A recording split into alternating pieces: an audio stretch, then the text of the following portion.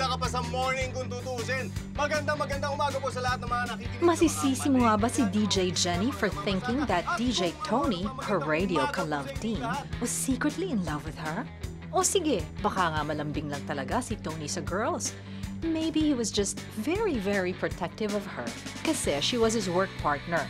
Best friend na rin siguro. Jenny was stuck in a toxic relationship and Tony helped her get out of it. Move on, and then you have to find the next love of your life. Diba? Kaya lang, tapos nun, he began hinting about how he secretly loved this woman na best friend niya. That he was just waiting for the right time to court her. Ikaw naman kasi, ayaw mo pa mag-asawa. Don't worry. I'm working on it. Siyempre, Jenny thought na siya yung girl na yon. And ever slowly but surely, she fell for him. Kaya kung mahal niyo ang isa't isa, dapat huwag niyo nang patagalin. Aminin niyo na sa isa't isa. Sayang ang panahon. Alam mo, dapat pinaparamdam mo sa kanya kung anong pakiramdam mo sa kanya. Talagang type ka rin niya. Tony, gusto ko sabihin sa'yo, I love you, babe. Ito nga yung matagal ko nang gustong sabihin sa'yo na I'm with someone right now. Eh kaso, wala eh. On live TV pa nagtapat si Jenny na love din niya si Tony. Kaya nationwide coverage na may international broadcast pa ang pagkakapahiya niya nang i-reject ni Tony ang love niya. Naniwala mo ako, mahal mo ako, mahal mo ako. Mahal na mahal kita. Pero mahal kita bilang isang kaibigan. Natural, pagkatapos nun, hiwalayan na ng landas. I'm sorry. Can we still be friends? No, we can never be friends. Napalitan yata ng galit ang friendship. Kung ganyan din lang na marami akong masasaktan habang ginagawa itong radio program na to, I think I'd better resign. I'm getting married. And I'm choosing my fiancé. Si Tony, ikinasal sa tinutukoy niyang babae, si Celeste. Si Jenny, lumipat na lang ng radio station at itinaguyod ang pamilya ng mag-isa. Tahan na po. Nandito naman po ako. Si Elsa at ang lola. Pero kung di po kayo nila mahal, ako po, mahal na mahal ko kayo. Years later, nang nagbinata na ang panganay ni Jenny na si Eric, tumutulong na rin to sa nanay niya. Si Pia naman, ang anak ni Tony, lumaking hindi kasundo ang stepmom, kaya may isip niyang tumulong sa greeting card business nito by submitting designs and quotes. One day, may iwan ni Pia ang notebook niya sa bookstore kung saan pala nagtatrabaho si Eric. Makikita ng binata ang incomplete love quotes na isinusulat ni Pia at tatapusin niya ang mga ito. When she comes back for her notebook, matutuwa siya at magpapasalamat sa nagtuloy ng quotes. Without knowing kung sino yon, she will arrange to meet him. And they will have a big problem. May kilig sila sa isa't isa? Check! Pero kilala pala nila ang isa't isa? Check! Dahil magkaaway pala ang parents nila? Check na check! Madedenay ba nila ang developing feelings sa ngalan ng alitan ng parents nila? Ang chance to be each other's special someone, kanila bang palalampasin? Or will they let the love begin? Ang pamilya magtanggol. Itinatampok ang nagbabalik kapuso, ang comedy queen, Miss Ai de las Alas as Jenny, aka DJ Jenny. Mabait, matalino at matapang. Tumayo siyang ama't ina sa mga anak matapos makipaghiwalay sa abusado niyang asawa. Nananatiling sarado ang puso niya dahil sa nangyari sa kanila ni Tony. At magiging hadlang ba siya sa mabubuong magandang pagtitinginan sa pagitan ni na Eric at Pia? Ruru Madrid as Eric.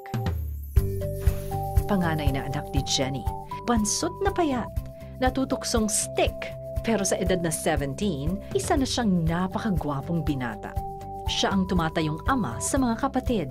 May promise rin sa ina na pagbubutihin ang pag-aaral upang mas makatulong at hindi muna iibig.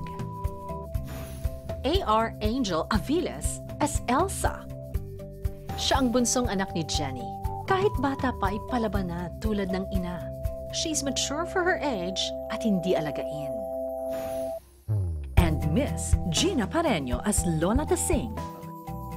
Siya ang mabait, masayahin, opinyonada kaya't nagiging intrigerang nanay ni Jenny at lola ni na Eric at Elsa.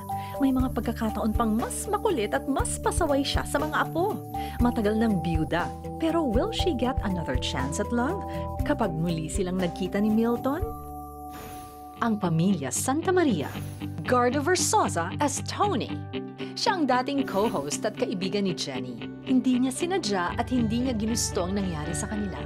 Pero he moved on and built a new life with Celeste and Pia. Hindi siya third party. She's my fiancé. Pwede ba ito ang tandaan ninyo?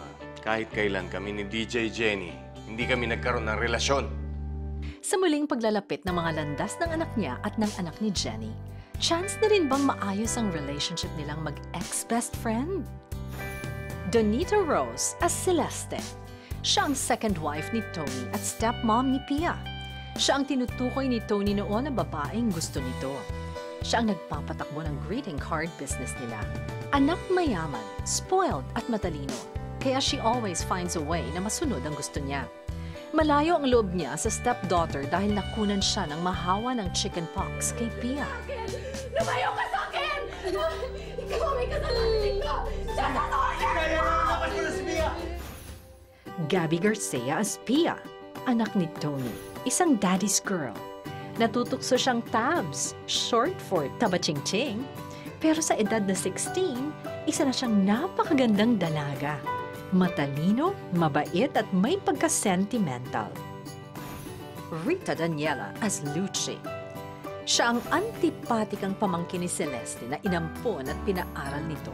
Competitive at envious ito of Pia sa lahat ng bagay.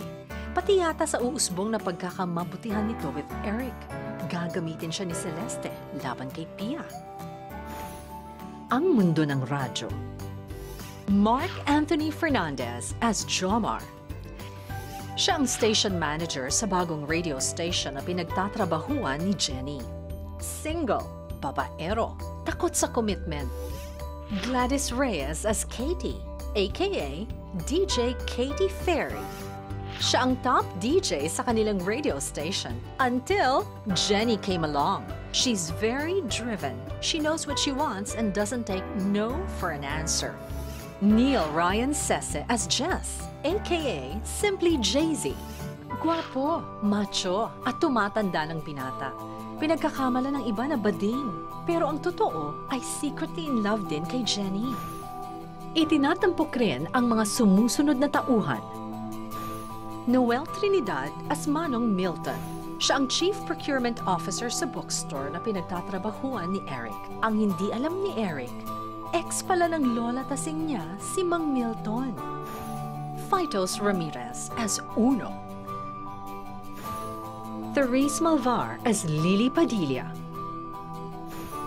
Ren Escaño as Connie Isla. Abel Estanislao as McCoy. Sancho de las Alas as Brownie. Nomar Limatog as Jules. Kasama sina Ricardo Cepeda as Rodney Navarro.